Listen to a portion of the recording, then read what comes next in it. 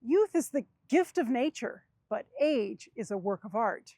Wise words from American writer and director Garson Kanin. As the days rush by, I find myself caring for children and parents, all the while surprised by the little signs of aging I discover in myself. It's such a gift that as humans, we get to be energized by those who came after and inspired by those who came before. Let's explore what it means to artfully age today on Hometown.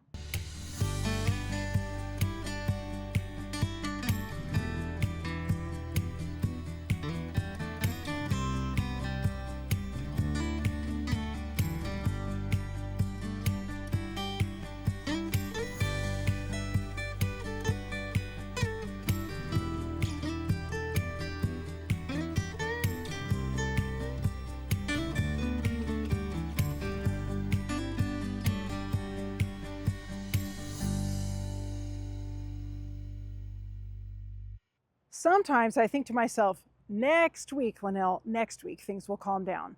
I'll jump off the time train. I'll have a chance to breathe, relax, and enjoy peace and quiet. I'll be able to eat healthier, spend quality time with my family, work in my yard, wander down a mountain trail by a lake, or even take a few minutes for a cup of tea and a good book. However, most of us know from experience that something always blindsides us. As we wait for that moment to be more present, unexpected responsibilities pop up and time marches on. We suddenly find ourselves older, those around us older, and having more to see behind us than in front of us. Navigating that is an art indeed. Today we meet people with stories about both sides of the aging process. They share how supporting loved ones as they get older is both a challenge and a blessing, and why providing services that help us stave off the brittleness of our aging minds and bodies is such a rewarding mission. So come with us as we explore the art of aging, an essential ingredient in the remarkable story of us. Ramon, I love red, and what a joy to be here in your studio. And I've got some super gloves on. And tell me what you do and where we are. I'm a certified coach for Rocksteady Boxing, and I'm a certified coach for USA Boxing, and I teach the fundamentals of boxing in my gym. And take us back. You're born in Walla Walla. Yep. Born and raised here. Been here all my life. My parents came from Texas and California, came to Walla Walla of all places, and had 9 kids. Your parents, so you're one of 9 I'm kids. one of 9. I'm one of 9. And when did you pick up the boxing gloves? When did you pick this up? There was 4 other brothers, so I had to pick it up. There, yeah, right? end of story. So I had to learn pretty fast. No, my dad would, he had boxing gloves. He was a fighter growing up. Okay. My other brothers ended up, taking on bodybuilding, and I never really got into that. This was the sport that really was. So what does the Rocksteady Boxing mean? What do you do here, and who are you helping? Well, Rocksteady Boxing is a name that came out of Indianapolis in 2006. They did a 3-year study and found out that the fundamentals of boxing, the crossing over of the limbs, crossing over of the brain, left side, right side of the brain, triggers what Parkinson's takes away from us. Parkinson's will take the dopamine away on the left side or the right side. It doesn't allow it to get there.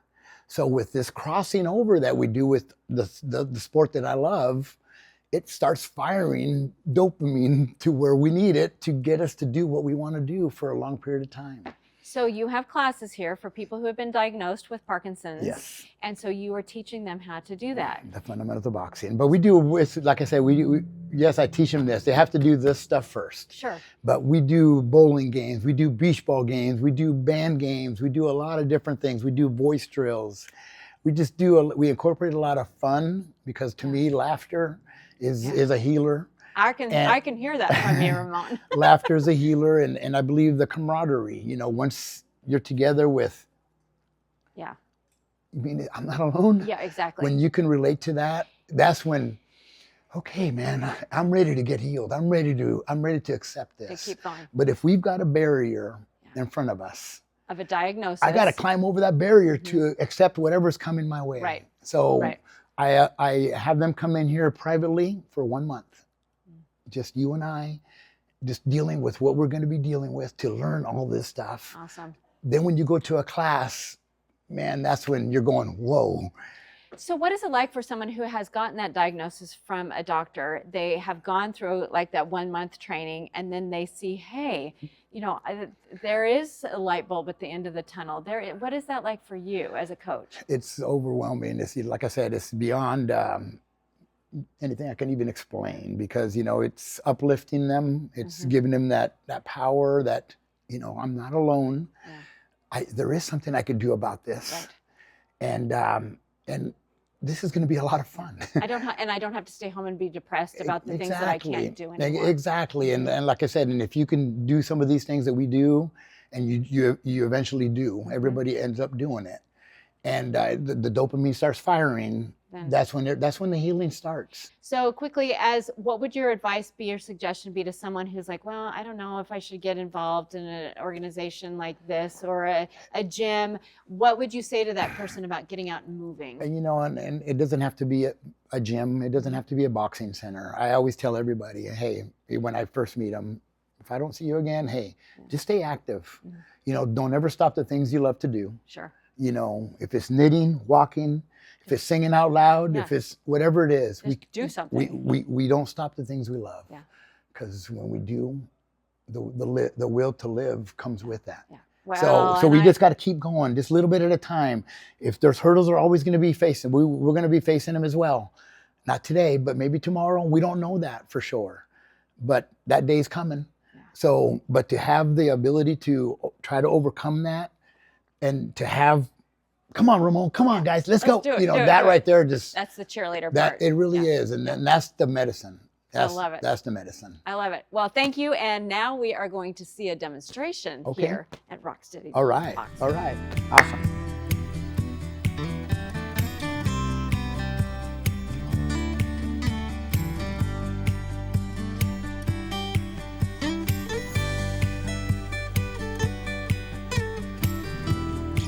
Ramon, we're here in the ring here at Rocksteady Boxing, and Mary, welcome to hometown. Thank you. And Mary, how long have you been taking Rocksteady Boxing classes here at Ramon's gym? Since about April last year.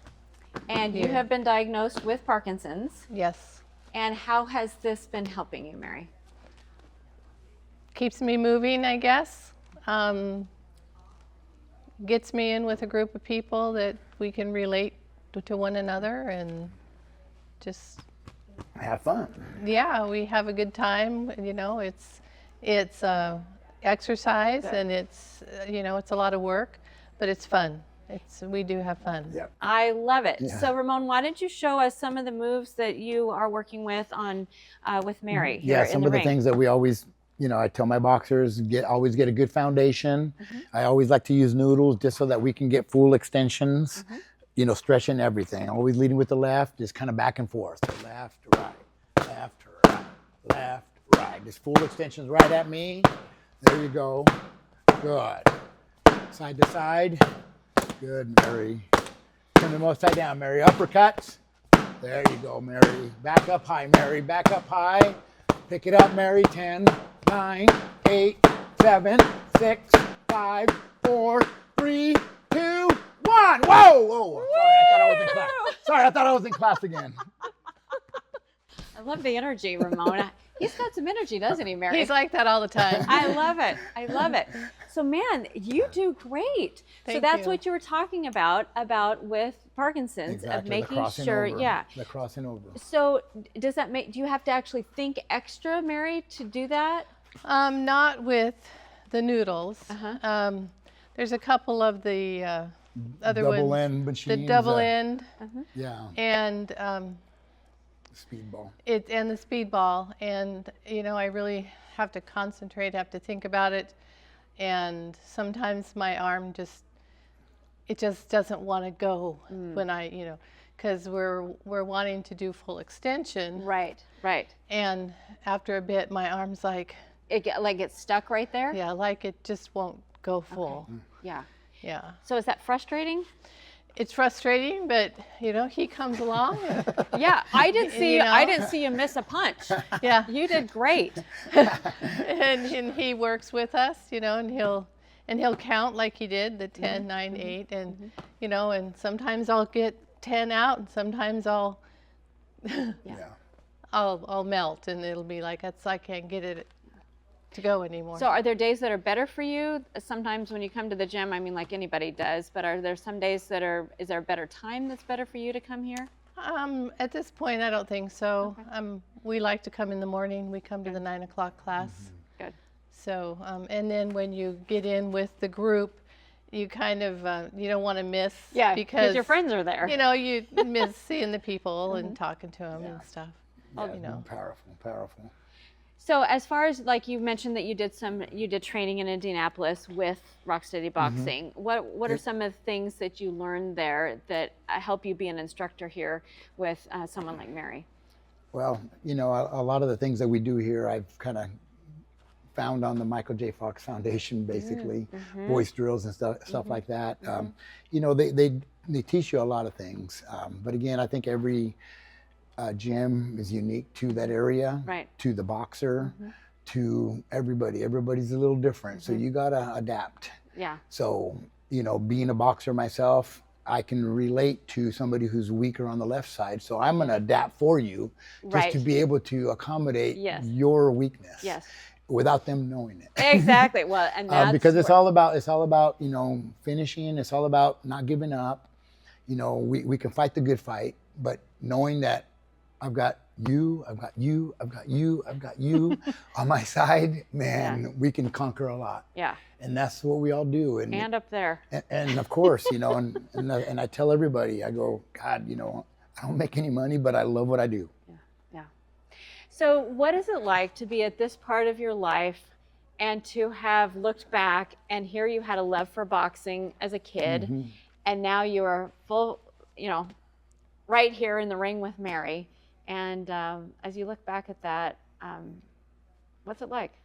I look back and wonder, I could have probably fought Canelo. I could have fought all them champs. Yeah.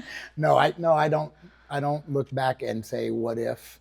I'm just blessed and honored that this is the journey that he has me on. Yeah. I'm not, I don't say what if, no, this is the path that I was supposed to be on. But you're prepared. You're prepared for right now and helping Mary. And just like I said, it's not a money thing. It's just I'm just passionate about what I do. Yeah.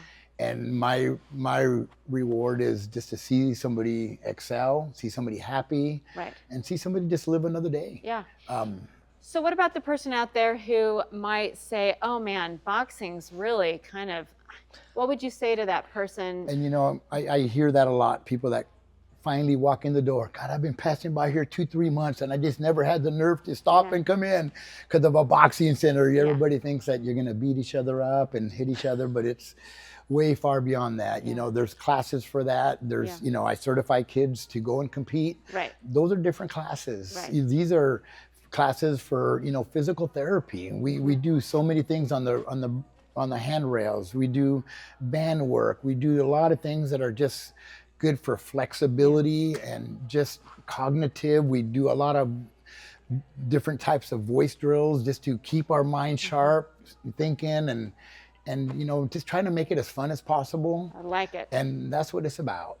But I also make sure that that they're strong and happy, and that their cornermen are also in that same boat, because when I sit them both down and meet them, I go, you were diagnosed, but you have it too. I go, you guys are one. Yeah. We're one here, and now you're amongst 50. Now you're amongst 60. So it's not you anymore. And when you know that you have that, the community. That is just beyond medicine. That's beyond anything. I like it. So if somebody is wanting to get involved, what's your website? Where can they go for more information? My number is 509-629-4978. Okay. My email, I don't have a website yet. One's coming, but juniorboxer12@gmail.com. But Just Like I said, show up. we're in Walla Walla. It's pretty easy to find everybody. Well, and I love it, Mary. I've officially met a boxer, and that's you. Woo! Nicely done. Nicely done. So thank you for being on Hometown. Keep it up, and good job. Thanks for being here with us. Thank you. Thank you. Linda, it's so great to be here with you today, being able to chat for a little while. You wrote a book, The Fading Yellow Brick Road, and this is really about a journey with a parent with dementia. A very, very important topic. And first of all, how did you come up with this clever title? That is a great question. And it didn't even come until the book was completely written and ready to go to print. And my publisher helpers said, you need to pick a title. And I don't know, just began thinking about the journey through all the different scenarios that can happen, and it definitely dims as you go along. And I began to think of how we represented different personalities and generations all plogging along on this unknown path together. So this came to mind. I checked it out, made sure it wasn't, Didn't belong to the Wizard of Oz? That's right, and it doesn't. Okay. It doesn't. It was coined many, many years before. So you could use the term Yellow Brick Road. That's right. Yeah, you didn't have to yes. check with the Beatles either, or whoever it was. That That's wrote right. something No, about- no, it's all free. Yeah. Very good. So this, I can just imagine that a lot of yourself went into this book as you are working on talking about being in the sandwich generation. That's right. And I have to tell you, I called my publishers and I said, something's wrong. They said, what? I said, well, this book is supposed to be about my mom and her care and my daughter, and it's a lot about me. And they said, oh no, that's right. Keep going, keep writing. So yes, when I was done with the book, I was a different person. Amazing. Yeah. In what ways? Well, I believe that being able to actually put some of my past life into words to explain the dynamics between my mother and I, and the ensuing dynamics between my child and I, and then all that together, and being able to, having to sort through a lot of the past, to endure the present, just freed me in a way I didn't expect. So explain what the sandwich generation is for those who might not be familiar with that expression. Yes, it's a new expression, but what has happened in America, and of course worldwide, is that, for one thing, parents are choosing to have children later in life. Yes. And in my case, I had multiple children, and last was born, I was 40, 42. And so here I had a young teenager when my mother was declining. Yes. And the way things shuffled around, we ended up living in her attic to take care of her. Now, a lot of what has happened is that parents choose to have children later, and we are all living 20 to 30 years longer than when I was young.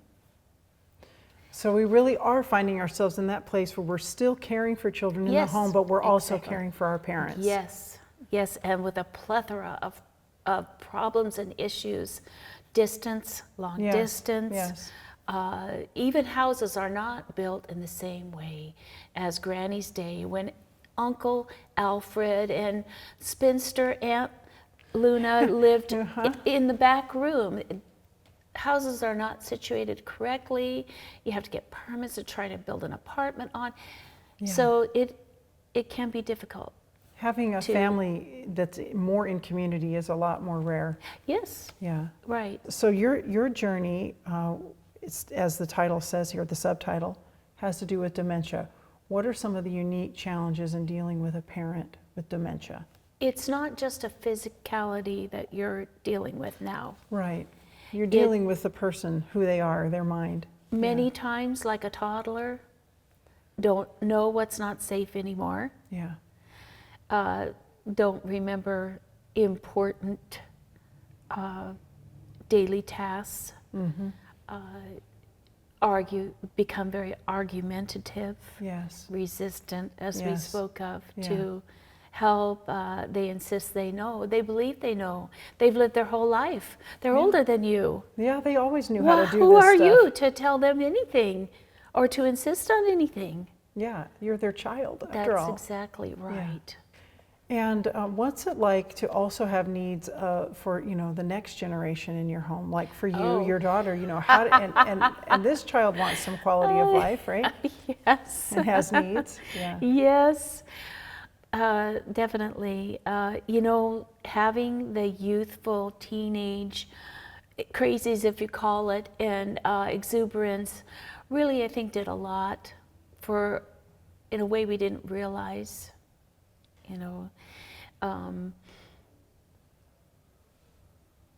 It was a blessing to my mother, whether she realized it or not. Ah, interesting. And it really gave me a breath during the difficult times to have her there. And I did feel, I felt disappointed at having to put her through that situation. Yeah. But I think in the long run, she'll look back and feel like she's gained something Yes. from being there. Yeah. I don't speak enough of, how the help she was to me.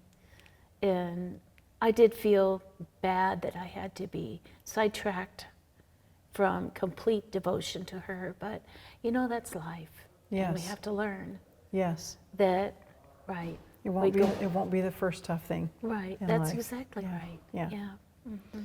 Yeah. So how do you feel then that, or I guess let me say it this way, what do you hope people will take away after reading this book? Encouragement, yes, because number one, guilt just is always there. You're not doing enough. You need to know more. You're not doing it right. You were impatient. Just the guilt. Yes. I should be doing something differently. What am I doing not right? Yeah. So but- you don't want people to have to feel guilty, No. instead to be encouraged. That is right. You are there. Even if not physically, you're there. You're monitoring care. Even if, as in the end, I did place my mother, but you're actively involved. You're meeting with the Yes. team that takes care of them. You're supervising and Yes. Very right. important. So yes. Well, Linda, thank you. This has really been a helpful conversation. You're welcome. Appreciate it. You're welcome. Thank you. Hi, my name is Aaron, and I have a question for you. Do you like adventure? Do you like discovering new things? Well, if you do, you're in luck, because this is a new segment here on Hometown called Discovery. In this segment, our goal is to inspire you to get out and discover new things.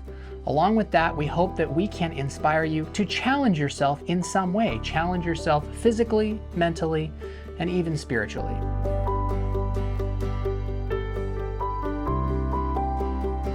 So, I'm excited to introduce to you the very first segment of Discovery. Here it is, enjoy.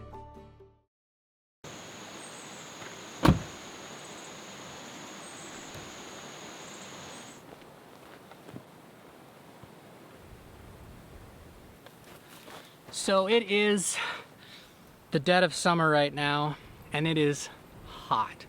But I woke up this morning and I seen that there were clouds, so much cooler right now. I decided to come up and take advantage of that and climb this mountain, but I have an ulterior motive. I am on a mission, and I want to take you with me. I love this terrain. In the springtime, this hillside is just completely green, and it's just unbelievable. All the flowers. But right now it's summer, and it's hot, and everything is dry. But you know, it's beautiful in its own way.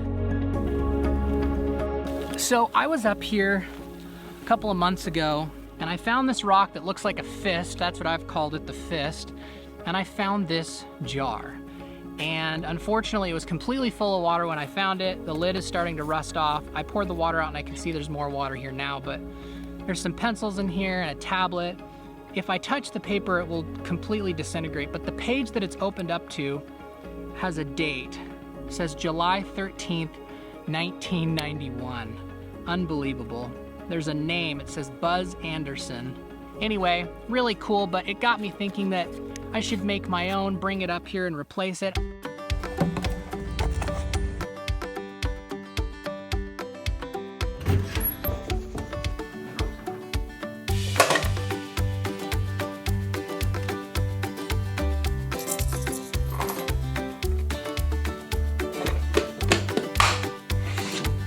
So it's been a nice project to be able to put this together, come up here. It's a great excuse to get outside, but I've been thinking a lot lately about what's important in life. You know, it's so easy for things like work and other things in our lives to completely distract us from the things that are important in life, like our families, like exercise, our physical, our mental health. You know, everybody's heart is different. For me, I can hike up here, but for other people, difficult is just walking down the street. Difficult is going around the block, and that's okay. Don't let yourself become discouraged. Get out there and do something, because every day that you can do something for your physical, for your mental health, tomorrow is going to be better. So I want to encourage you to get outside and yeah, start doing something for your physical and mental health. And I am gonna find a place to hide this, and then I'm gonna head down the mountain.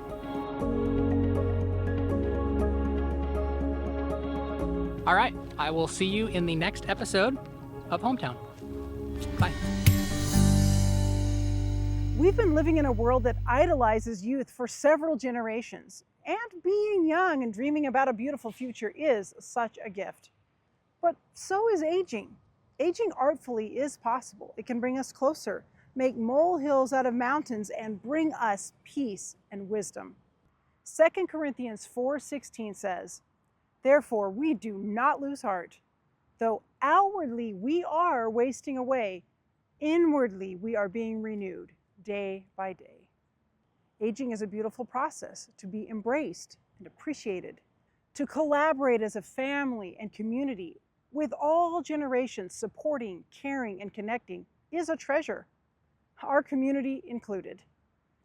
I'll leave you with this from American Treasure actress Betty White. "My mother always used to say, the older you get, the better you get, unless you're a banana."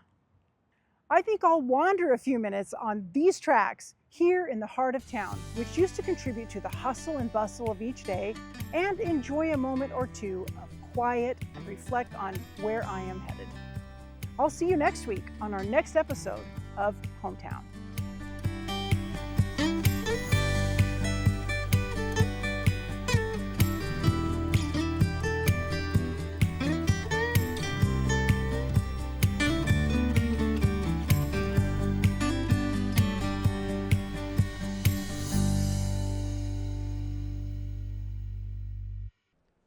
Do you love uplifting stories of people in our community as much as we do? When you give a gift, you make local, uplifting, community-focused programming like Hometown possible. To find out how, just use the QR code or visit our website at the link in our bio. And don't forget to like and subscribe to hear more great stories about our valley.